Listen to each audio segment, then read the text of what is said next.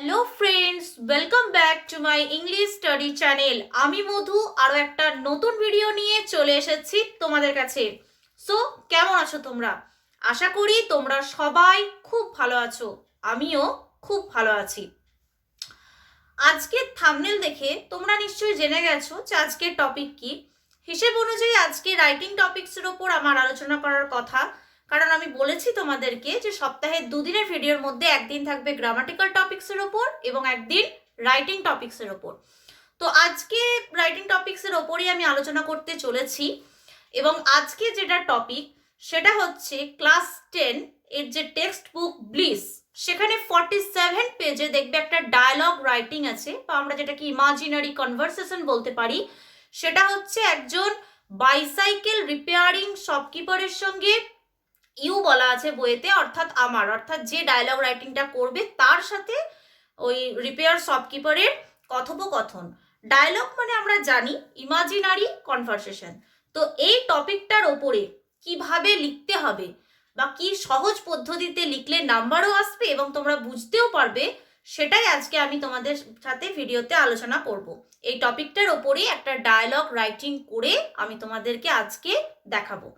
তো ভিডিওটা শেষ পর্যন্ত অবশ্যই দেখো এবং যদি ভালো লাগে তাহলে লাইক করো এবং বন্ধুদের মধ্যে শেয়ার করো।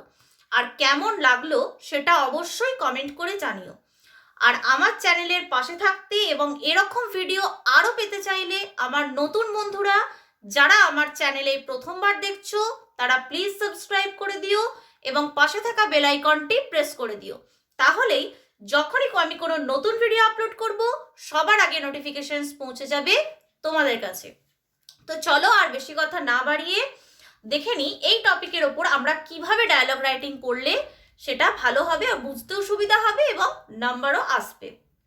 দেখো, ডায়লগ রাইটিং সম্পর্কে তোমাদের সাথে আমি আগেও আলোচনা করেছি, অর্থাৎ এর কি স্ট্রাকচার, কিভাবে লিখতে হয় সবকিছু আমি আগেও বলেছি। এর আগে আমি অনেকগুলো ডায়লগ রাইটিং আলোচনা করেছি, কিন্তু তোমাদের মধ্যে হয়তো অনেকজন আছো যারা ফার্স্ট দেখছো, তাদেরকে বোঝানোর জন্য এবং যারা অলরেডি জানো রিভাইজ করার জন্য আমি আরেকবার পুরোটা বলে দেব। তো দেখো আমরা কিভাবে লিখবো একটা ডায়লগ রাইটিং। তাহলে ডায়লগ রাইটিং এটা সবসময় ইমাজিনারি হবে, কাল্পনিক কথোপকথন বলাই থাকে, দেখবে ইমাজিনারি কনভারসেশন। তো ফার্স্টে হঠাৎ করে তো আমরা শুরু করতে পারি না, তার আগে কিছু লিখতে হবে। তো কিছুটা আমরা কি লিখবো এই টপিকের ক্ষেত্রে, পার্টিকুলারলি এই টপিকের ক্ষেত্রে আমি যেটা লিখেছি সেটা হচ্ছে হেয়ার আই অ্যাম রাইটিং। এখানে আমি লিখছি অ্যান ইমাজিনারি কনভারসেশন, একটা কাল্পনিক কথোপকথন between a shopkeeper and me. কার মধ্যে? দোকানদার এবং আমার মধ্যে। দেখো এখানে আমি শপকিপার বলে মেনশন করেছি কারণ বইটা যাদের কাছে আছে, মানে যারা ক্লাস 10-এ পড়ছো তারা দেখবে সেখানে শপকিপার অ্যান্ড ইউ লেখা আছে। ওই ইউটাকে লেখার সময় মানে ওটাকে মিতে কনভার্ট করতে হবে।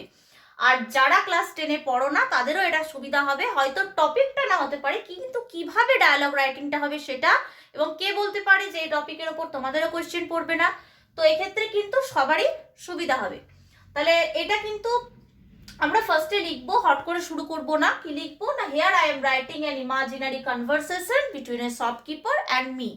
এখানে আমি এটা লিখেছি। এরপর যদি অন্য টপিকে অন্য কিছু থাকে তখন বিটুইনের পর থেকে আমরা কিন্তু সেটা চেঞ্জ করব। এরপর ডায়লগ রাইটিং লেখার সময় কি করতে হয় না, বাঁদিকে ক্যারেক্টারের নাম লিখতে হয়। আমি এখানে আই দিয়ে শুরু করেছি, মানে আমি আমার কথা দিয়ে শুরু করেছি, তাই আমি এখানে আই লিখেছি। তারপর দেখো যথারীতি কোলন এবং একটা হাইফেন দিয়ে আমি কিন্তু লিখতে শুরু করেছি। ফার্স্টে যেটা আমি লিখেছি সেটা কিন্তু কারোর সাথে কথা বলছি না, আমি জাস্ট মনে মনে বলছি। কি বলছি দেখো, ও গড, হাই ভগবান, one of the tyres of my bicycle, আমার সাইকেলের দুটো চাকার মধ্যে একটা চাকা হ্যাজ গট পাংচার হয়ে গেছে। How shall I reach school, এবার আমি কি করে স্কুল যাব। কথাগুলো কিন্তু পুরোটাই মনে মনে বলা হচ্ছে। তারপর দেখো ব্র্যাকেট দিয়ে লিখেছি walks with the cycle to a repair shop at a distance. তারপর কি হচ্ছে, সাইকেল নিয়ে কিছুটা দূরে সাইকেল ছাড়ার দোকানে কিন্তু আমি যাচ্ছি। তাহলে এটা দেখো আমি আই দিয়ে লিখেছি, তোমরা মন করলে এমনিও লিখতে পারো, কারণ এটা মনে মনে কথাটা হচ্ছে। ডায়লগটা কিন্তু এখনো শুরু হয়নি, জাস্ট একটু ইমাজিনারি করার জন্য, একটু নাটকীয়ভাবে শুরু করার জন্য আমি এটা দিয়েছি যে হায় ভগবান, আমার সাইকেলের দুটো টায়ারের মধ্যে একটা টায়ার পাংচার হয়ে গেছে, এবার আমি কি করে স্কুল যাব। তারপর কি হচ্ছে না, আমি সাইকেলটাকে নিয়ে রিপেয়ার শপে যাচ্ছি। এরপর আমরা দেখে নেব যে এরপর আমরা কিভাবে লিখবো। সো আই প্রথমে বললো, এরপর নেক্সট টার্ন হচ্ছে শপকিপারে। তাহলে দেখো আমি বাঁদিকে শপকিপার বলে লিখেছি এবং সেম সিম্বল ইউজ করে শপকিপার কি বলছে সেটা আমি এবার দিচ্ছি। What has happened to your bicycle, তোমার সাইকেলের কি হয়েছে। শপকিপারের এই প্রশ্ন শুনে আই মানে আমি বলছি, কি বলছি, আঙ্কেল প্লিজ হেল্প মি, কাকু দয়া করে আমাকে সাহায্য করুন। One of the tyres of my bicycle has got puncture, আমার সাইকেলে দুটো টায়ারের মধ্যে একটা টায়ার পাংচার হয়ে গেছে।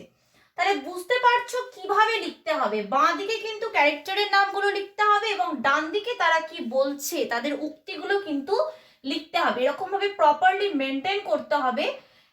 বোর্ডে লেখার জন্য একটু এদিক ওদিক হয়ে গেছে, কিন্তু সোজাসুজি ভাবে লিখতে হবে, কারণ দেখো শপকিপারটা অনেকটা জায়গা জুড়ে হচ্ছে এবং আইটা খুব ছোট, কিন্তু আইটা এভাবে লিখে এই জিনিসটা কিন্তু এই দিক দিয়ে ঢুকে থাকা চলবে না, একটা প্রপার সোজা স্ট্রেট লাইন মেনটেন করে কিন্তু লিখতে হবে।